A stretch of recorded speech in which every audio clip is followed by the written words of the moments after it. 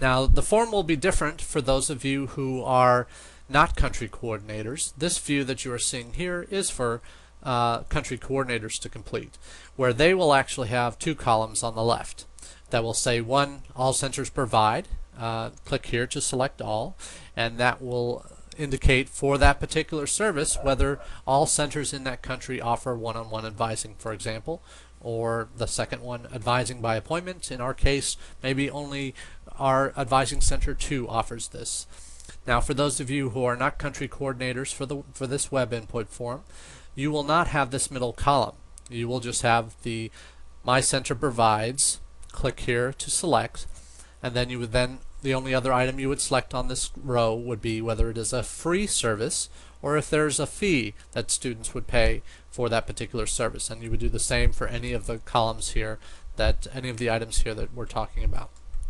So we'll go down to the next section, which is Advising Center Services for Counselors. Now this is meant to be local counselors or heads of school or academic heads, faculty members at different secondary schools or local universities that you do provide services for, training services perhaps, or visits to their schools to tell them about U.S. higher education. These are, not all centers will offer these. Some will, some won't. But if you do not offer them, none of this information will show on your particular center page. But if you do, you can select as you did for the center services above. For students, you select here for counselors, whether they're free services or for a fee, or if some of those are charged services, some are free services. You can put both.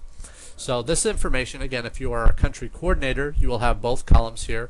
All centers provide, and then some centers provide, where you would identify by number, by center number, which center offers which services, if there is not, if it is not all of them.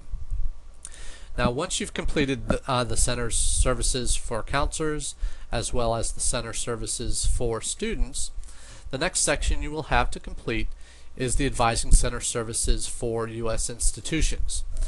Now this information will only show up on the page views from U.S. higher education views. So similarly to the first two sections of Advising Center Services, if you are a country coordinator, you will have all of these columns here. If you are just one of many centers in your country, you will just have the left-hand column that says My Center Provides, and then you would click the ones that are relevant to your center, and then whether those services are free or if there's a fee associated with those centers service. Now, next, higher education fairs. This information here is going to be available to both students who might, in your country, that might be using your center services, and they may be looking for ways that they can meet U.S. higher education representatives that come in large groups for college fairs or university fairs, and you can enter the different fairs that you're associated with.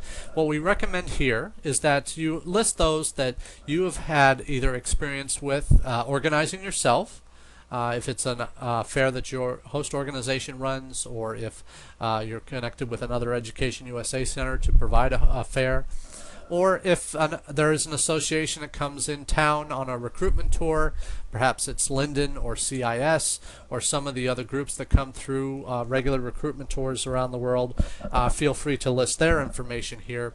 And for the organization, the time of year, the typical audience that is received at these events, and then perhaps one final thing you might want to include is if there's a website for students to find out more information about the fair, or for U.S. institutions who are maybe looking to attend that fair, if you can give them information there that they could access to get more information. That is typically a useful thing.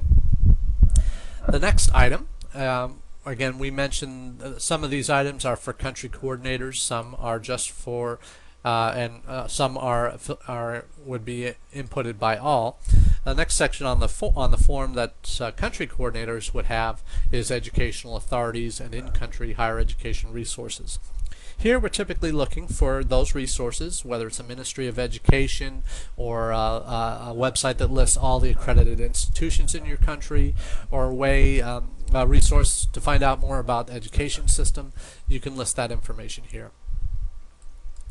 Also, the next two sections, Educational System Overview And academic calendar would be filled out only by country coordinators, and they would list the language of instruction for the country, the years of mandatory English study, years of study required to earn the degree for either secondary school or the first university degree, and then also a section below that that describes the grading system.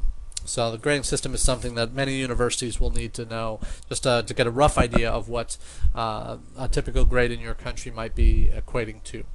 So that is the education system overview, and immediately below that is the academic calendar, where you would enter the general length of the school year, when does it start, when does it stop, and use the current academic year or 2009 to 2010 to list those dates if you can.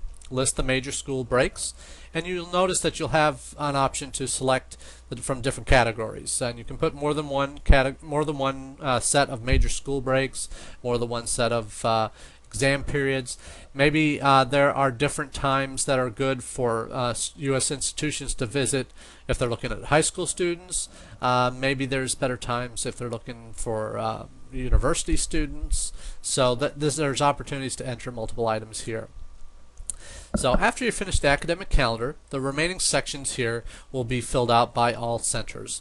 That includes program highlights, where you would identify certain things that your center has done in the last year that may be interesting, particularly to U.S. institutions, that you want them to know about, whether it's a particular series of DVCs that you've had, involvement in conferences, or outreach to underserved communities in your country. Please do list those there and give the U.S. institutions another reason why they should come and work with you as they recruit international students. Similarly, in recent trends, other information that's going to be helpful to U.S. institutions is particular information that they want to know about academic trends, if there are particular majors that are now very popular within your students that come to your center. If there are particularly dual degrees or other degree programs that are attractive, if financial aid is a particularly strong concern of your students in general and their families, list that here.